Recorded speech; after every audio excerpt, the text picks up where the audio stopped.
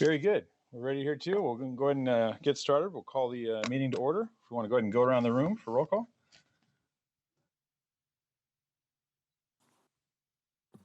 Good morning. Paul Avila, Paul Avila Associates. John DeWitt, J. DeWitt Incorporated. Good morning, Eddie Marquez, URCA. City Council, Yorba Linda, Carlos Rodriguez. David Rothbart, Los Angeles County Sanitation Districts. Rita Lou, Radtech International.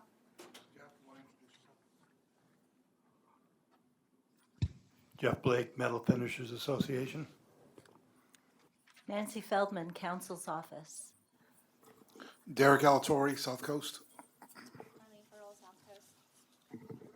Todd Campbell, Clean Energy.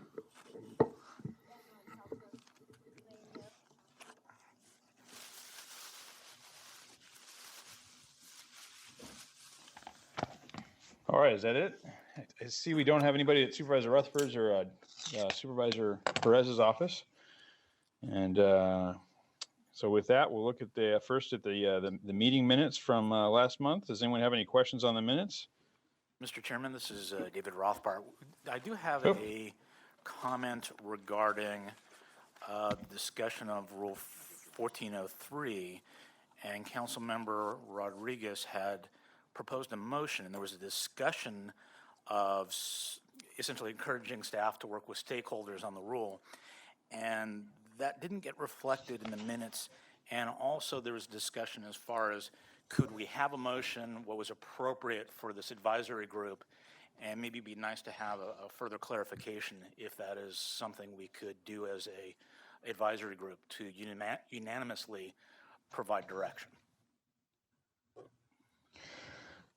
Very good. Yeah, that definitely should at least be in the minutes that the discussion came up. I did hear about that discussion, and Councilmember Rodriguez and I talked about it afterwards. So I did hear about that, and I did see it in the meeting. Or I did see it from the minute or the meeting when I looked at it online. But staff, is there a reason why that's not in the minutes, or? Yeah, that's our mistake. That? That's our mistake. Why don't we do this, Chair Benoit? Why don't we table this item, and then next month bring back the minutes for September. We'll add a little more clarity to that. That'd be great. Exactly.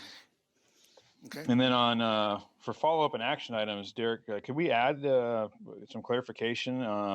Could this group be, is there a way for us to give a little bit more input, or is that, I get we're just an advisory group, but when the whole body feels that maybe some more input should be necessary or needed, it is nice to just at least know that as a board member. So I don't know if we can talk to staff about that or talk to council and see what we can or can't do, and make that part of our review and follow-up action items, item number 3. Sure. So I believe the item was about giving more input into the asbestos. Was it the asbestos rule? Correct. It's And Rule 1403. 1403, and I mentioned that there's still going to be opportunity for the public, because I believe it was going to committee. So they had opportunity to, give more input into it. But if it's the will of the chair that, I'm not sure. I think it's going to the board in November because it went to. It was actually pulled at station. It was pulled? Okay. So it's kind of a limit. Well, I'm not. Okay. I don't want to discuss the item necessarily. I want to discuss more the procedure of us being able to do that. But I think it's something we could add to item number 3 for next month. Okay. But those comments were received, and I do know some of our board members have already heard of it, so I think we're okay there.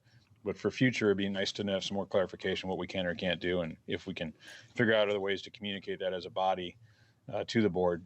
Okay. Other than but definitely our minutes, because I know our minutes then eventually go to the admin committee and then to the full body as well. So it'd be good to have those minutes clarified, sooner than later, getting back to the board.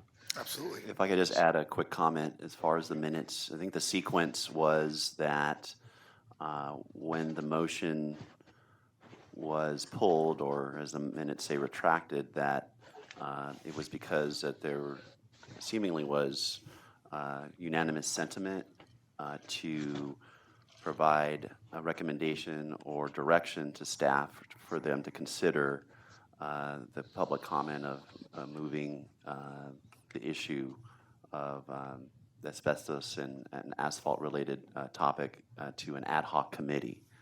And I think subsequent to our meeting, that it's stationary that occurred, but that preceded that. Our sentiment was recommending respectfully to the staff to consider that, and there's no, as far as the sentiments of this advisory group making that recommendation, if it wasn't through a motion, then I had the impression that the point was taken. I think someone said that we got it, but we don't see that Sure, no sentiment and that direction provided to the staff. So problem. just, if we could somehow capture that sentiment, Sure. that would be great. Yeah, Thank no you. problem. I don't know if it's going to be moved over to ad hoc committee. It's going to go to a standing committee stationary source, so we're not going to move it to. I don't think there's any intention to move it to an ad hoc committee.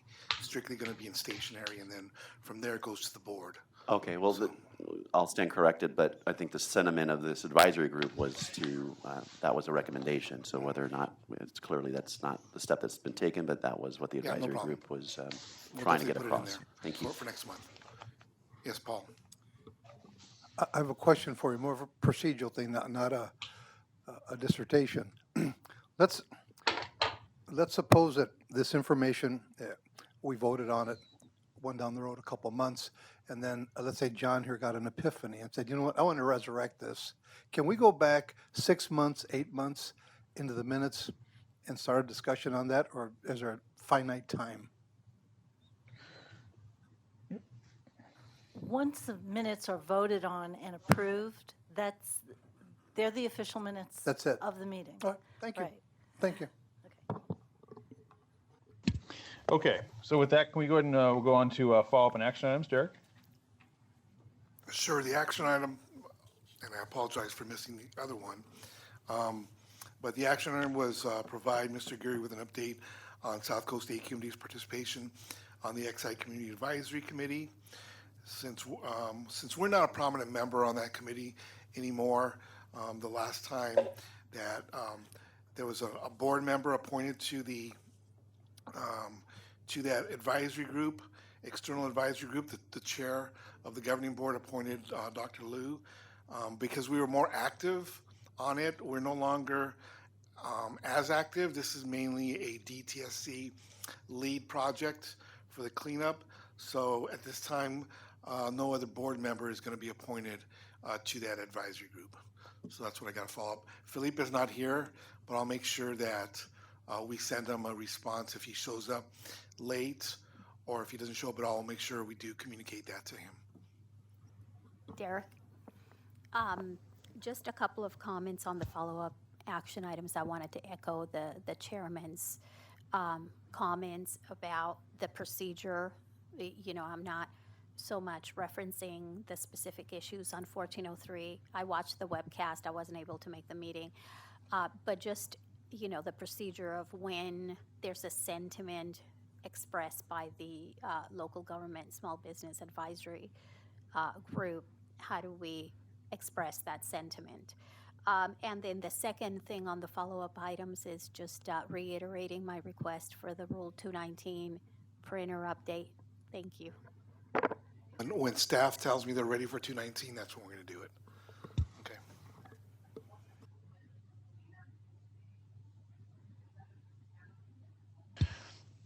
All right, with that, are we ready to go into our first item, Rule 212, implementation guide? Amir?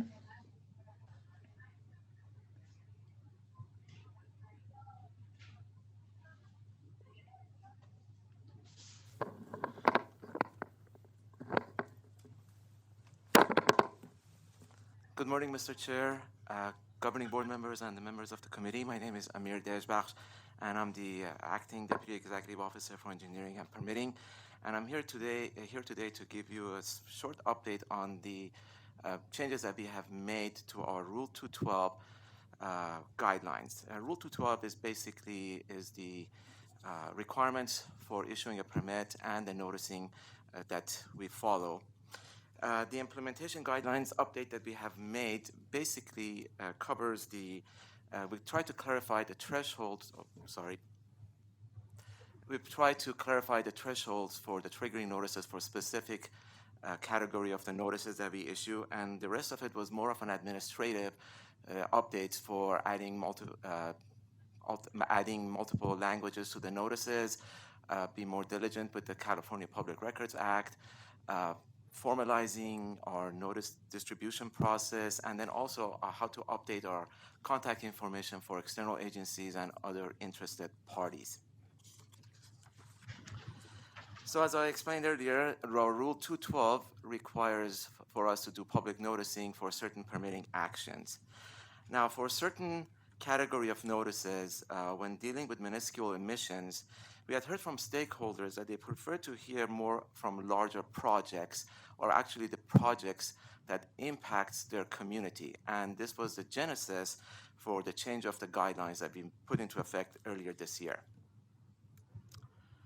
So who needs to do a public notice under Rule 212? The first category is any facility that is close to a school, within 1,000 feet of a school, and they have an increase in emissions or toxic emissions from installation of their new or modifications to their existing equipment are required to do a public notice. The second category is any installation of any new equipment or modification to any equipment that causes an increase in toxic risk thresholds above what the rule requires for maximum individual cancer risk and for hazard indices for acute and chronic.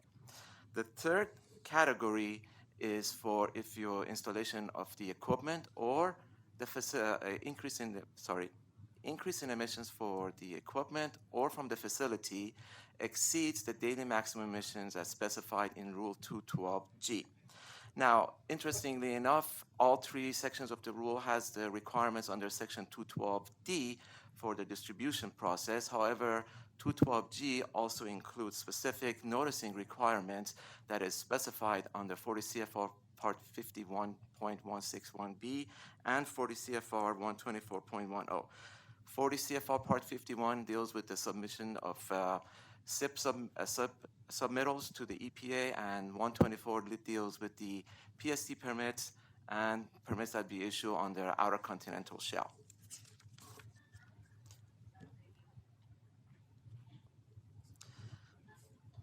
As I explained earlier, the major update that we made to the guideline was to establish a de minimis level before a notice is triggered for the notices that be issued under 212C1, which deals with the equipment that is going to be located within 1,000 feet of a school. Rule 212C1 basically implements all the distribution notice requirements under 42301.6. Now, to establish a limit before a notice is issued, we took advantage of the 42301.6 section of the Health and Safety Code, which specifically says that a notice does not require to be sent out if AQMD determines that an application will result in a reduction or equivalent amount of air contaminants. The way we have interpreted the equivalent amount of air contaminant is that if the emissions are inconsequential or trivial when it comes to evaluating risk, then we have considered that the equivalent amount of air contaminants and a notice is not required. So, what are the guidelines for not requiring a notice under 212C1? Basically, if the installation of the new or modified equipment or replacement of the equipment causes a cancer risk less than 0.1 in a million, or hazard indices of less than 0.1, or emissions of the criteria air pollutant is less than 1 pound per day, based on our new interpretation, we are not requiring a public notice under 212C1, which is, again, it's the notices issued for any equipment that is being going to install near a school. Now, if the facility is being modified, as long as the source of emission is not going to get any closer to the school and does not increase the MICR, HIA, or HIC above the limits that I just indicated, and the emissions are less than 1 pound per day, we're again not going to require a public notice under school requirements for 212C1.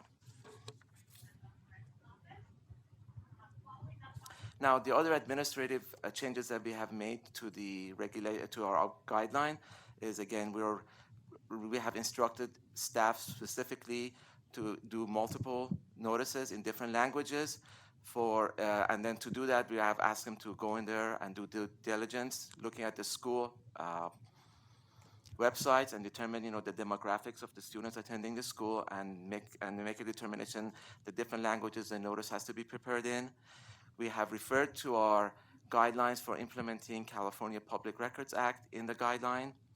We have formalized notice distribution process. In the past, we didn't specify, what would be an acceptable information from a school when a notice has been distributed. And in addition, we have now do not accept notices that are being hand-delivered when the notice is being delivered to the residents as a part of the noticing process. So in summary, we have tried to cut the red tape. We have tried to reduce the trivial notifications that we used to make by establishing a de minimis value for the 212C1 process. We have tried to reduce the cost to the applicants by not requiring them to do the notice. And this has also helped us with the efficiency in issuing the permits.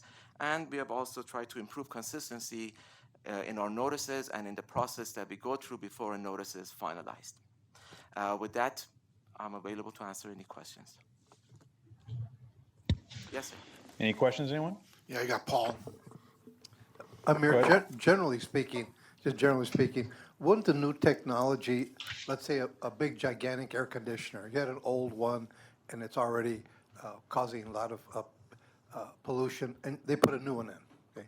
Same specs, wouldn't the new model, for lack of better terms, an expensive model, that would more or less be a free ticket without getting a permit from AQMD because it is a new model and not 35 or 40 years old like the one that was originally installed?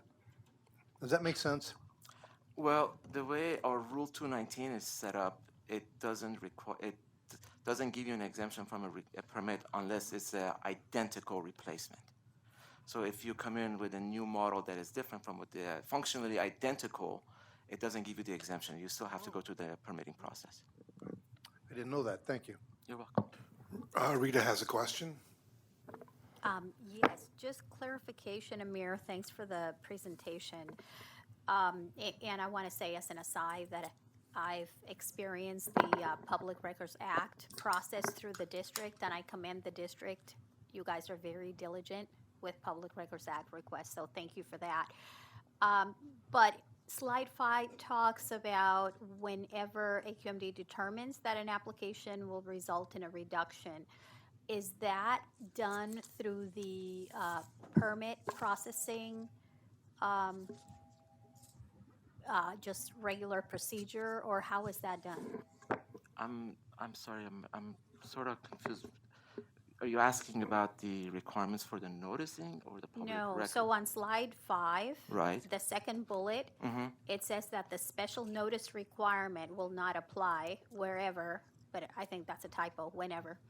South Coast AQMD determines that an application will result in a reduction or equivalent amount of air contaminants. Correct. And so how is that determination made and when? Well, that's at the time of the permitting. Again, that's only for noticing of the permits if they're within 1,000 feet of a school. So I guess to clarify, that's part of what the engineer, the application Yes, comes that's- in, it's within 1,000 feet, and then the engineer would do some calculation to determine that it's a reduction, not an increase, and then Correct. at that point, that determination. Right. would be made. So, Okay, thank you. the interesting point about this whole process was that, in the past, if you had an increase of 1 molecule of any air contaminants or any toxic emissions, we had interpreted that to be an increase.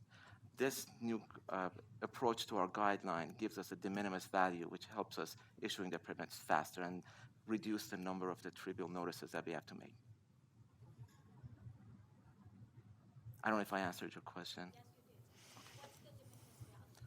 The de minimis values are the one that I just mentioned. So it's 0.1 in a million for MICR, 0.1 for HIA or HIC, or less than 1 pounds per day for criteria pollutants. Sure. Any other questions? Okay, David, sorry. Amir, sort of thinking ahead, that right now CARB and OEHA is looking at the 2588 list, and from a presentation they just had from a recent public meeting, they're considering 812 new compounds to add to the list. And with CARB's CTR proposal, if we start having assumptions, default emission factors, and very high concentrations, do you have any thoughts on kind of how this will impact this process? If people are reporting something they don't really realize it has a high risk, are we going to get swamped in this? Is there any kind of thought process in giving feedback to CARB on practically what to do? Well, in the past, if we had issued you a permit and we've gone through the 1401 process, if you come in with a modification to your equipment or you add a new piece of equipment, if there was a change in the list of the criteria, the toxic emission or toxic pollutants, at that point we will redo we would redo the 1401 analysis, and will require you to go through the whole process over again. So again, the changes to the guidelines, if the risks are less than 0.1 in a million, then we don't have to do a notice. But if you go above that, then we would require you to do an additional noticing. That's my fear, is if just this list gets expanded and you're not testing, you're assuming some emission factors, we're going to be swamped in a lot of calculations and a lot of public notices, and scaring people over something that doesn't exist is my fear. Well, I'm hoping if we won't get swamped, because that means the number of my pending applications will go up, and definitely I'm not looking forward to that. Agree with you. Any other questions? Seeing none, okay, thank you, Amir. Okay, thank you. All right, council member, we're ready for the next one. Very good. We'll go on to the next item, the Assembly Bill 617. Now, I notice there's nothing in the agenda for this. Is the presentation there in the room, or? Yes, it is. Did you guys email that out to everybody that's not there in the room, or? We will definitely do that. Okay. All right. Now, Ms. Farrell, go ahead. Thank you. Good afternoon. My name is Arlene Furl. I'm with our AB 617 group in our Legislative Public Affairs Media Division. As you know, this is a multi-division program, and so I'll be giving just a brief update today of some of the work that we've been doing as staff, community, and our CSE members in the program.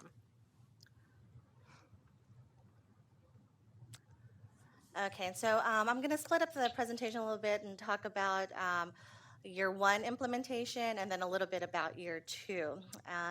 For some of you that are familiar with AB 617 program, it was developed to help advance some of our EJ, environmental justice goals, to clean the air at a community scale, especially in the most impacted and disadvantaged communities within our South Coast jurisdiction.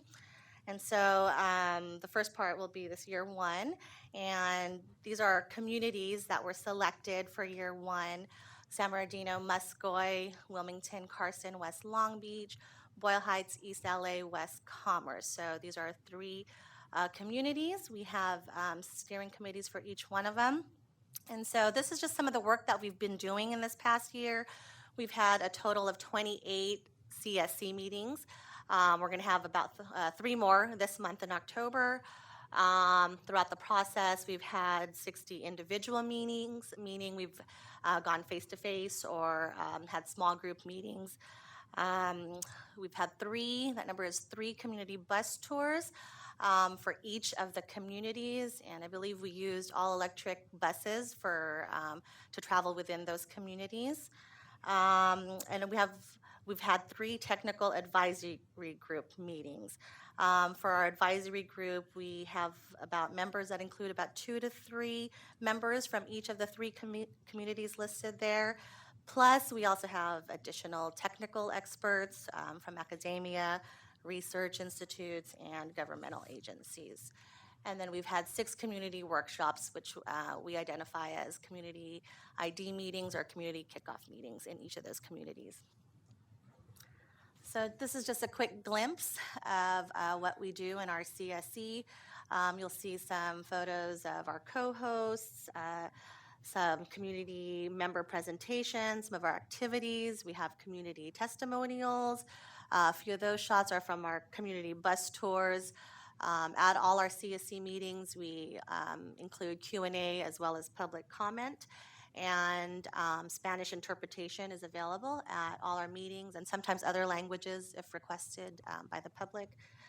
Most of our documents, almost all our documents, are also translated into Spanish.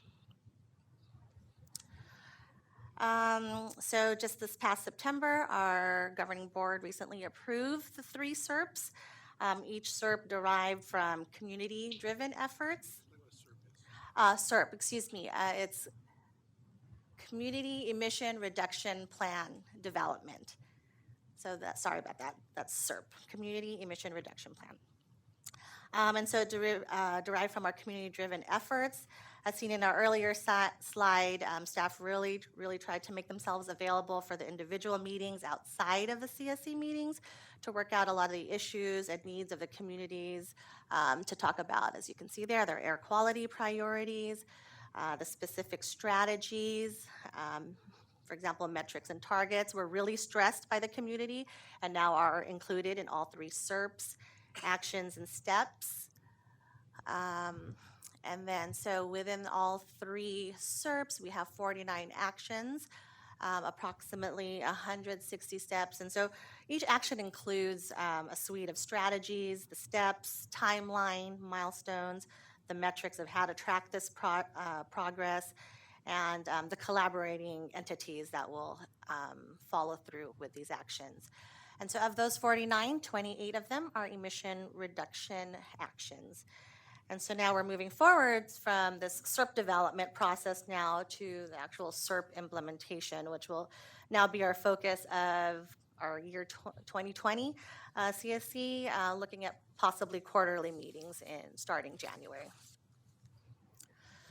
And so now for our year 2, our program specifies that the highest priority areas will be disadvantaged communities with the high cumulative exposure burden for criteria pollutants and the toxic air contaminants. And so staff really built upon our 2018 efforts and the technical evaluation from the prior year using the CalEnviro screen, the air pollution data, school proximity, and then we also built on our public process in which we conducted additional outreach and gathered a lot more community input using our self-nomination forms. And so we had 6 dedicated outreach meetings in those locations starting February of 2019 till about June.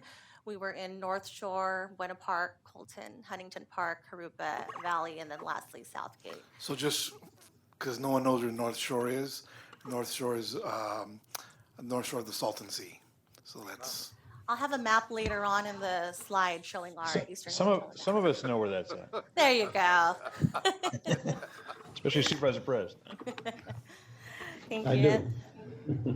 And so those were our 6 meetings, and then of those 6 meetings, we were able to collect 77 nominations of various communities. So what were some of the approach on how we actually prioritize the communities for actually both years 1 and 2?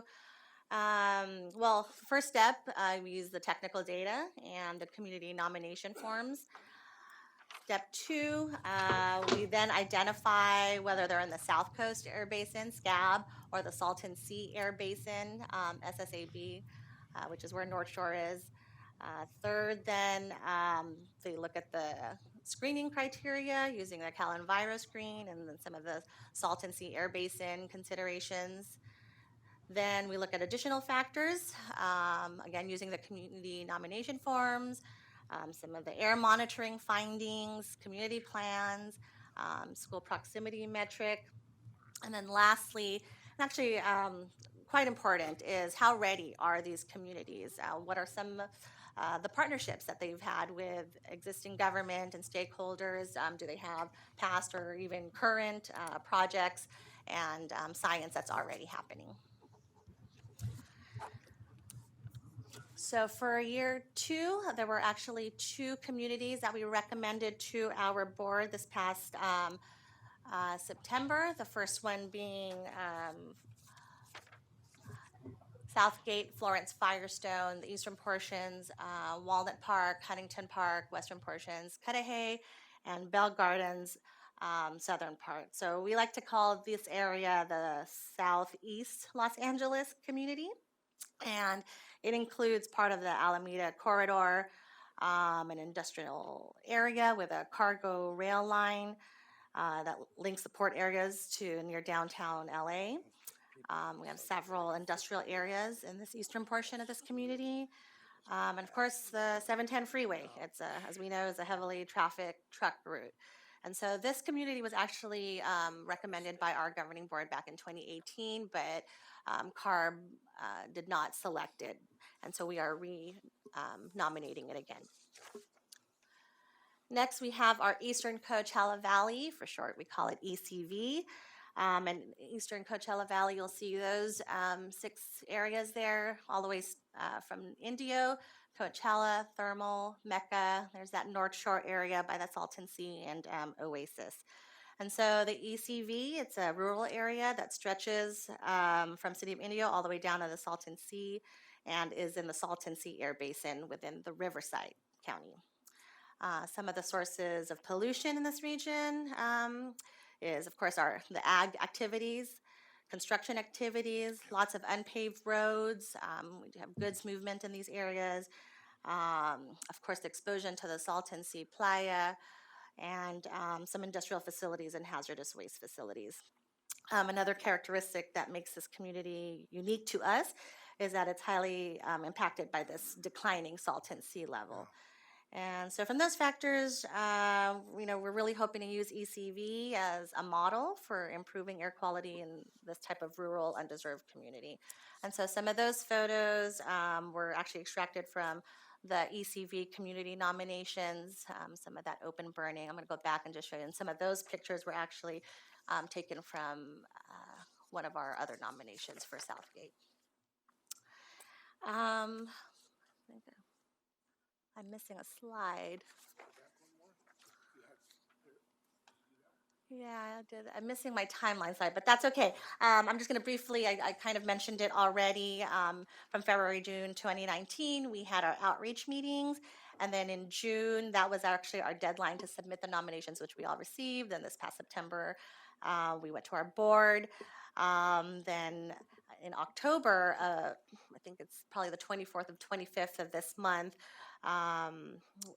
I'm sorry, they're going to have their CARB's board meeting, but in December is actually when CARB considers the year 2 communities.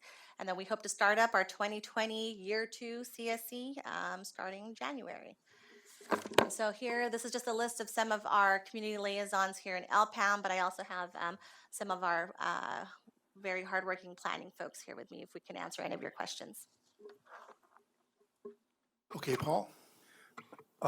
I like this, Arlene. I like the way it's the methodology of this and the slow approach. So I think that's great, especially for AQMD and the visibility perspective. My next question is, what I really wanted to ask you is, in your stakeholders, is it the same block of activists that follow you around? And because not that I'm trying to imply anything, but you'll have like 20 or 30 activists that'll follow you around and then make comments, and then they'll go to the next bus and the next bus and the next bus and so on and so on and so on. Mm-hmm. I mean, this isn't made for, let's say, the average, say, Wendy Wallflower, Joe Pizza, just a regular guy to walk in off the street and ask questions. And that's my question to you, is there some kind of makeup of the population that, because I'm sure you know these people, you see them around, sure, especially if you work this type of business. I want to get your opinion on that and see if that's the case. Sure. So the beauty of this program that it is community driven, and so the only kind of formula that we follow from our CARB blueprint is that 51% of our CSC members should be residents of that community. And so with that, we'll get the active residents and of course some of those community leaders, but we try to also balance that out with some of the local business owners, labor unions, community organizations. We have some school representation on there, some colleges. If I'm missing anything, elected officials, they're all on the C. So we do have a mixture of folks that actually sit around the table at these CSC meetings. Jeff? Addressing that very point you just made, Unlike other local air quality management districts, this one has chosen to restrict participation and has not allowed people from the business community to be members in that committee. I don't think that's I right. don't think that's true, sir. No, that's not true. We have business community members on there. I can give you examples. Down in Long Beach, we have refinery members. Marathon, we have Marathon that sits around the refineries table. on there. So they're local businesses. As long as they're local businesses, we're looking at a cross-section, as Marlene mentioned, of folks. We just don't want community. We want, businesses and other groups as part of I it. was under the impression there were several small business owners that were in the areas that were being reviewed that were not allowed to join. While they may not have been selected, but trust me, there is business representation on our CSCs. Okay. Rita? Yes, thank you. Thank you, Arlene. Very good presentation. I had a question on slide 9 where you talk about the community was not designated by CARB. Do you have any thoughts of why that didn't happen for you? I wasn't involved in the program at that time, but I believe it was due to the limited resources available for implementation at that time. Okay, thank you. And then to follow up on Jeff's question, that was an issue that was brought up by Bill Lamar, where it was more, from my understanding, that organizations such as our organization and the Small Business Alliance were not allowed to represent or be on that committee because we didn't have a physical presence in that community, even though we represented companies in that community. Again, this is a very different way for the districts to look at pollution, whereas before we look at it from a regional standpoint, but what this bill did was put the focus in on a more micro standpoint and from a community-based standpoint. Hence why, we truly want members from that community, whether it be businesses, whether it be in environmental groups, whether it be residences, whether it be faith-based leaders, whatever it is, from those communities to be on a CSC. Yes, Carlos. Thank you. I'm just trying to clarify. So the year one, it highlights San Bernardino and a number of other communities here. That's a steering committee? Yes, these are our existing year one steering. These were the communities that were selected for year one. So what's the distinction between the year one versus later in year two implementation? There's, are these kind of similar scope of responsibilities for the outlined cities and areas? So the year one folks were designated back in, I think, September or August of 2018, and then they started the CSC process about October. What's that acronym again? CSC, so that's Community Steering Committee, sorry, Okay. a lot of acronyms. Yeah. So those steering committees began October of 2018, and that they've spent the last year developing the CERP, the Community Emission Reduction Plan, also a Community Air Monitoring Plan. So they've done that this past year, and now we're going to the implementation side. And so now year two, two brand new communities have been selected by our governing boards just this past September to kind of continue now their process in the AB 617 program. And the steering committees have not been selected yet because CARB still needs to approve that portion of it in December. And what were maybe just the general highlight, big picture takeaways of input from the community, just kind of broad, just trying to get a sense of the feedback in general. Can you maybe speak to that? I'm just trying to understand some of the input that you were hearing and that made its way to the CERP, just generally speaking. I'm going to turn back to my planning folks here. Yeah, come on over.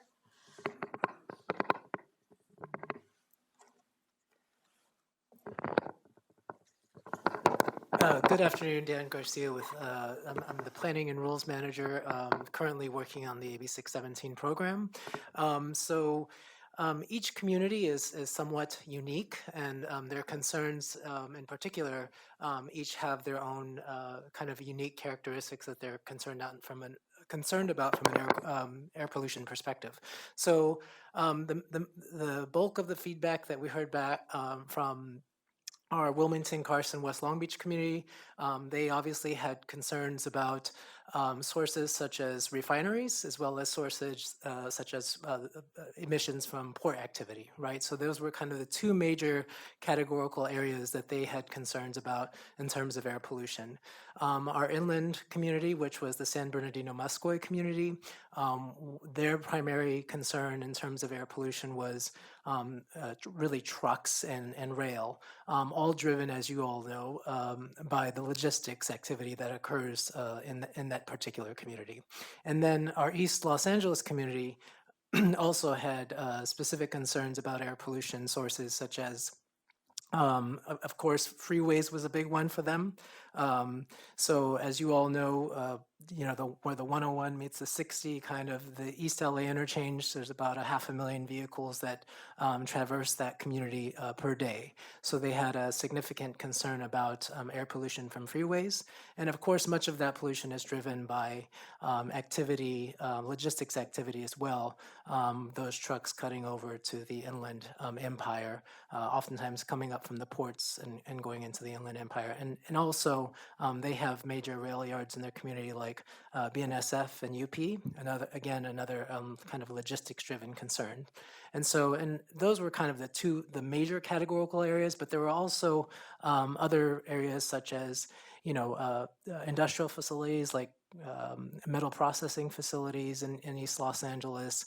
And then each community also had concerns about exposure reduction. So they really had an interest in protecting their local schools and hospitals and homes by potentially installing air filtration systems. And so that was kind of the major feedback we heard. And as a result, the SERP reflects essentially a host of strategies and policies to address each of those types of air pollution sources.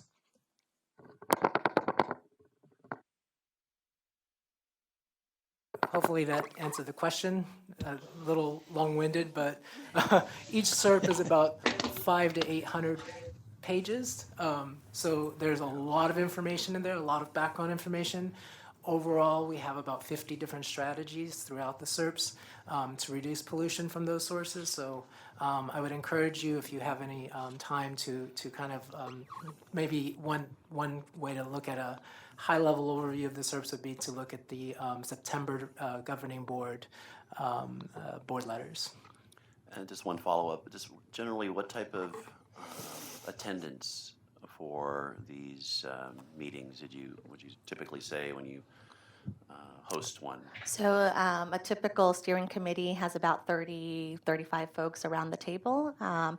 Some of them have a primary or an alternate, and we get one representation around the table. Plus, we have the public that sits, and so any member of the public can actually attend any of these CSE meetings and watch the process and be part of it and engage in it. So we get about 100 or so folks in Wilmington. We get about 60 to 70 in San Bernardino, Muscoy area. Boyle Heights, we get about 50, 60. Is that right, guys? Yeah. Per meeting. Paul? Dan and Arlene, one, after everything's said and done, will there be again, you mentioned a gigantic report on it that we could take a look at? Because somebody traverses all these areas. I'm interested in that. And secondly, that was a unique thing you said about each area having different characteristics as far as what motivates them. Let's use the Southeast, and I wish Felipe was here, because you had that plant that closed, and even some of the dirt there, it kind of smells kind of weird. Now, I know it fixed the air one way or another. So are your studies focusing on the closed plant and the effects, if there's any, of what it's doing to those areas? So to answer, I want to make sure I understand both your questions, but to answer your first question in terms of reports, Right. I should kind of highlight that there's a two-step process involved in the AB 617 program. The first step is our board adopts adopts the community emission reduction plan, which they have in September. The next step is those plans then go for consideration to CARB, and they are scheduled to consider the adoption of our SERPs in March of next year. Once that is adopted, then obviously the plans are once CARB approves the plan, then that means that the plans are fully approved. And then what will happen in the future is we will give an annual update on tracking the emission reductions that are garnered from those plans, as well as tracking all the different implementation of strategies and so forth. So that's speaking to the plans. And on the second question, I wasn't quite clear if you seem interested in a particular area. No, my question and somewhat interest is, with the closing of the battery plant, are there still negative emissions there? And does your sensors pick that up, or there is not? Do you know? I'm just asking you a question if you would know that. Yeah, so my understanding is there are monitors. There's still information coming out of that area, but I am not particularly involved in the closure. I think you're referring to the closure of Exide. Is that correct? Okay, yeah, but we can get you more information on the appropriate folks in-house that are continuing to do work in that area. I'm just curious. Well, you know what? Let me. My friend over Yeah, here. I think Todd has been waiting patiently. The lonely committee member over by AQMD I staff. think it's which side of the table you're sitting at today. No, All thank you. eyes are over there. Thank you. I guess my question was, could you give us a little bit more illustration of what exactly, or maybe a flavor of some of the 28 emission reduction actions look like? I mean, what are they? So there's a host of strategies, as I mentioned, in each plan, and of course those strategies are also unique to each community because they're directly addressing those sources. So one example could be things like a commitment to future rule development for refineries. That is one commitment that was really important to our Wilmington community, and to tie that also with some estimated emission reductions to those rules. So for example, we are estimating what we is preliminary in the SERP, and there's many caveats associated with that, of course, because as you all know, once we get into the rule development process, we have to do quite a bit of analyses. But one particular commitment is to reduce emissions from refineries, NOx emissions, by about half in the next 10 years, which is a pretty significant reduction. But of course, that entails a robust rule development process, and we are taking preliminary estimates. There's a commitment in the plan with some caveats that we would have to do further analysis. But the community really wanted to see and make sure that we assure that commitment to them in this community-specific plan. And I guess when you say or you make a commitment to the community that you're going to reduce refinery emissions or NOx emissions at refineries by 50%, is that because you've already done analysis and you think you actually can get there, or is that just, I mean, how do you get the 50% number? Yeah, so it is precisely what you have stated. We have done some preliminary analysis. Our in-house teams, as Arlene mentioned, this has been really not only an interagency effort, but also even within our own kind of agency, it's been a very collaborative process, and so we work closely with all of our teams, not only enforcement and planning and air monitoring, but we work with each team, and that particular commitment comes out of our rule development team. by which they've done quite a bit of preliminary analysis on the technologies that they believe can get us to that reduction, achieving that reduction. And I should mention there's many more strategies. Like one strategy for San Bernardino that the community was really interested in was truck idling. And so the community basically asserted that a number of trucks in the community had been violating CARB's rule, which is a 5-minute idling rule. And under that rule, for example, you're prohibited from idling within 100 feet of a school, period. And so the community asserted that this is in fact happening. And so we made a commitment to work very closely with CARB to conduct enforcement sweeps. Knowing that this is coming and we have to implement this, our enforcement team has already begun to kind of investigate this issue and in fact have validated the community's concerns that there are folks and truck operators that are idling within 100 feet of school where they are prohibited from idling. So these types of things we believe will also bring about localized emission reductions. And last follow-up on that. When you adopt these measures, they're not just for the community. I imagine they're district-wide actions that you'll do, or some like the idling. Is that just restricted to the community, and the refinery is it district-wide, or how do you do that? So it really is a mixture of both. For example, the idling rule is a rule that obviously is statewide, not just even within the district. But the community is really asking us, and in the plan, and what they've asked us to commit to, which we have, is to focus on specific areas that they have witnessed, or they believe they have witnessed violations of the rule. And so our commitment has been to work with our partners at CARB to provide that ultra focus in those areas that particularly are sensitive to these types of pollutants, like schools is a perfect example. Carlos, you got another question? Yes, so the 3 SERPs, the governing board did adopt those drafts? Yes, the governing board adopted each of the 3 SERPs. There was only one modification, really minor modification, that was asked to be made to those SERPs to align with some local concerns from a local transportation agency. But other than that, each of the SERPs, yes, was adopted. And then can you again clarify, now that the 3 SERPs have been adopted, we're in year 2, so what's the process of taking the 3 SERPs to the next steps towards, ultimately this is going to be, will it be 3 documents that the governing board will consider? It'll be 1 document that they can, how will this kind of evolve into formal rulemaking and policy? I'm just trying to understand the connectivity to the process, ultimately to policy. Mm-hmm. So it is 3 documents that have already been adopted, 3 different plans adopted by our board.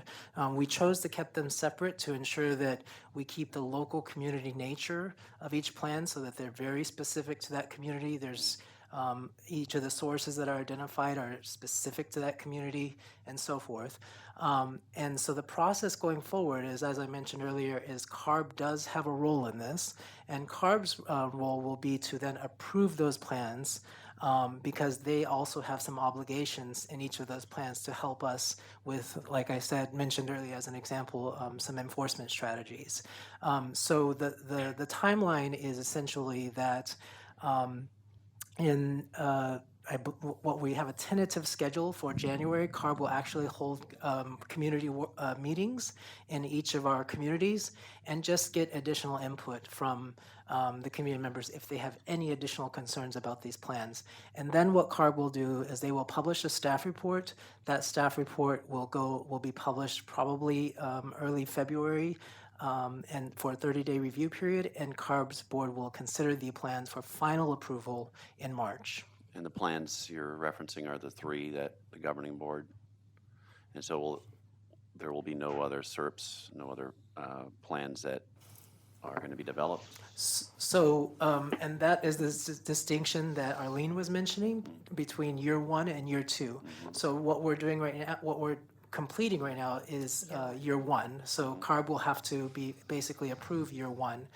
the next step in the process is now we've kind of got to walk and chew gum, and we've got to begin to work on other communities that have needs. More as well. SERPs are coming. That's right. For the and year two and those will be the year two communities that that Arlene just presented on. And will there be more beyond year two? How many, Part- how many, yeah. This how many is- this- every year, more SERPs? This or is a state mandate. Yeah. So yes, where there's going to be future now.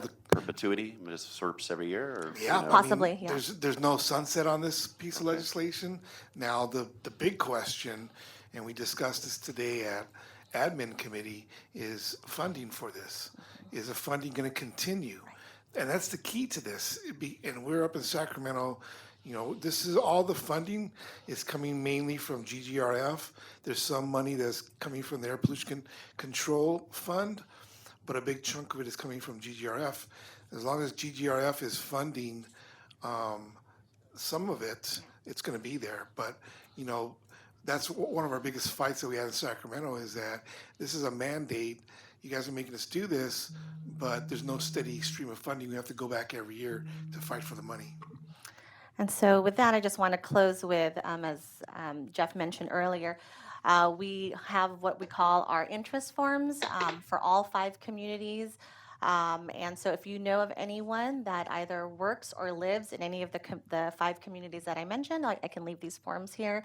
And we have them electronically as well, and we can send those out to any of the small businesses or residents that you may know in any of those communities. Carlos, do you have more questions? Yeah, is there's still a public comment period that's open currently since it's a draft, or just as far as being able to receive input from cities and or business stakeholders? Is that window So at every closed, CS, open? yes. Where are we on? So at every CSC meeting, we do close with a public comment portion, but if you're referring specifically to the SERP, So for year one, there's still there's not opportunity necessarily to comment on the adoption of SERP because that has gone to our board for adoption and they have adopted it. However, CARB will be, like I mentioned earlier, holding community meetings on approval of our SERP at the state level, and they will be taking public input on those community emission reduction plans. And so there is opportunity there. I will also add that through the implementation of the community emission reduction plans at every CSE meeting, like Arlene alluded to, we hear more about, you know, we want to take community input. We're continuously hearing from the community about their vision of how we should be implementing this program. Carlos, did you also want to know about future communities and how they're selected? Is that kind of it also? I think ultimately what I'm hoping to just reaffirm is the opportunity for those stakeholders, cities and business stakeholders to engage in future meetings. Assuming there are some that are happening, but just take San Bernardino, for instance. You know, were there opportunities in the future for, say, knowing that these are the 29 members of the San Bernardino County Transportation Authority that have, you know, all the cities represented there? Are they noticed so that they know this is happening, so they can provide input? City of San Bernardino, where they notice so they can have input, or groups like, say, Inland Action, that's a prominent business group. I'm fixating on San Bernardino County. There aren't any particular Orange County cities that I see that were selected the first round here. But so that's really the point here, just so that, that there's that formal engagement for them. Not, again, there might have been, I'm just trying to understand that just from the city perspective. Sure. So currently, the San Bernardino Transportation Authority does sit. They do have a representation at the Excellent. table. That's great. So for these 3 communities, there will be ongoing CSC meetings for the implementation portion of the SERP in 2020. So that's what we are actually soliciting for, is that any existing members can recommit to the CSC for this implementation portion, and again, continue to engage, continue to provide input, and as well as any new agencies or residents that want to be part of this implementation portion now of the SERPs. And they'll be meeting quarterly, hopefully. Are there business stakeholder groups as well that are on your distribution list for the regions? Is that kind of a part of the targeting? So there's businesses, example, BNSF Yes. is active on that. Okay. There's other, we do reach out. We do outreach to all sectors, whether it be governments, private sector, others. And if they want to participate, they're more than welcome to participate, but it's up to them. We can always do a better job of doing outreach, but we reach out so we know the key points where we know they're going to get the word out to. And then, Before we go on to the next question, I see Supervisor Perez has a question. Can we let him chime in for a second? Of course.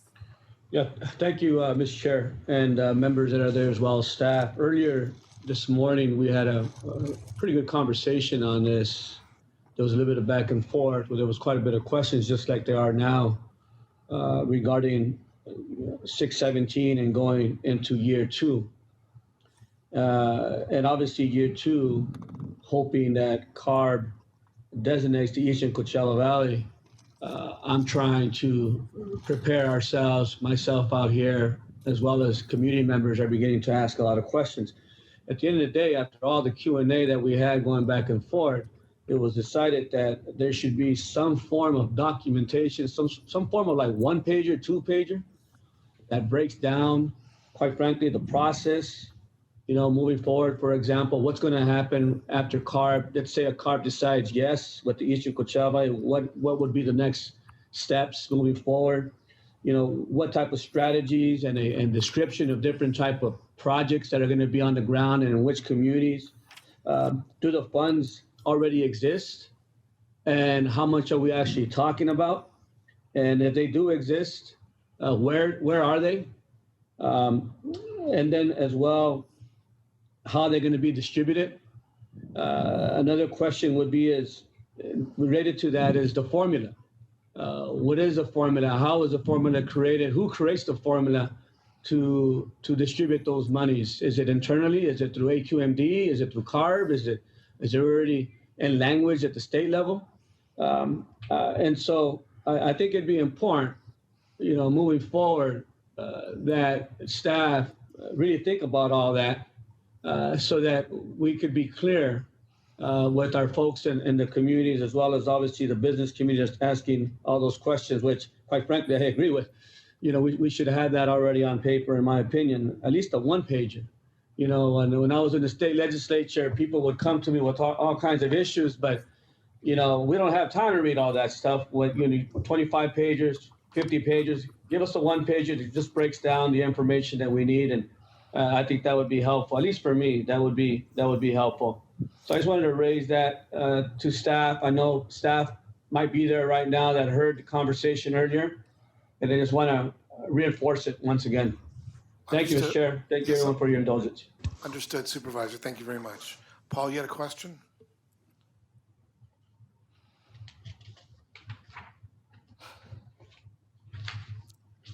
Yeah, battery's low.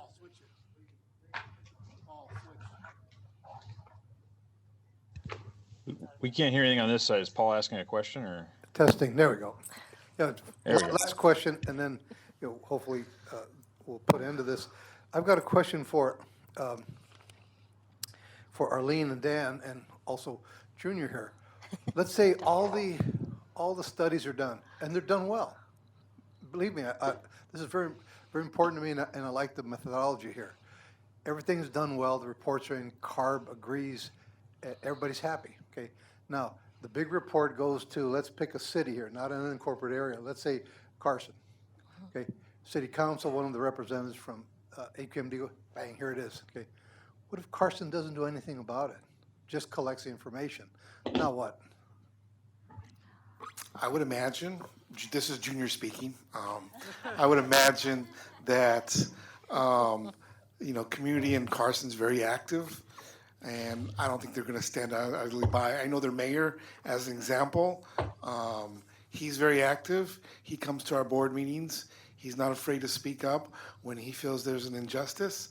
So I don't see any of these communities at all taking that approach, or any of the electeds taking that approach, I think they're going to want to address those issues because it's important to their communities.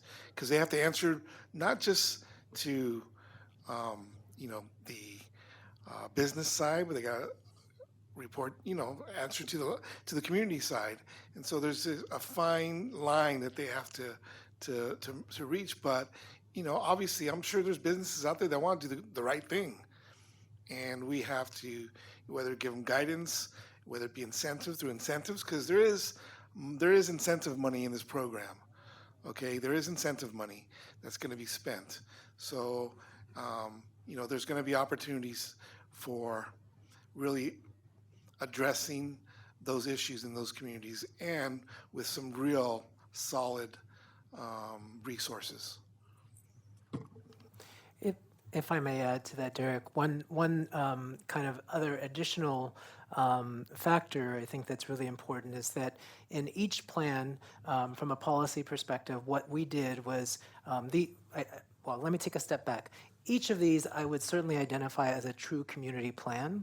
And so from a policy perspective, what we did in each plan was we identified responsible organizations. So in each plan, there are cities, there are counties, there are other local jurisdictions that have, including us, that have some responsibility in each plan. And so through this process, what we asked of the various members was to basically, and many of them do represent local cities, was to go back, talk to your leaders, and assure us that these commitments, you're okay with these commitments. And so in each plan, that you will see that there are other entities outside of AQMD that have a responsibility. Any other questions? Okay, Councilmember Benoit, that's no more questions. Very good. All right. With that, we have our written report that's attached for the with the small business assistance activities. Anyone have any questions on that? Not hearing any. Anyone have any other business? Mr. Chair, this is David Rothbard. I was wondering if staff could bring back a report on the current public safety power shutoffs, and if there, I understand there's a policy that staff may be working on. I think at least my members, wastewater treatment plants, are very interested on kind of how that's going to impact permits and. So how I'm not septic will sure deal with it. if we have that, number one. Number two, before we bring it here, we're gonna take it to committee. And so I just gotta make sure, I'm not aware of it. I could be, I could be wrong. Maybe there is one, but I haven't heard of anything yet like that. I'm not sure where it is, but whenever there's something that can be reported on, Okay. I think it would be helpful to bring it back to this group. Sure. All right. Do we have any public comment there at CC8? I'm sorry, GB. None here. Okay, and none here, and I don't think we have any at the supervisor's offices. And with that, our next meeting will be Friday, November 8th at 11:30. Thank you all for joining us, and thanks for letting me do this remotely. Worked very well. Everybody have a great weekend. Thank you. You too.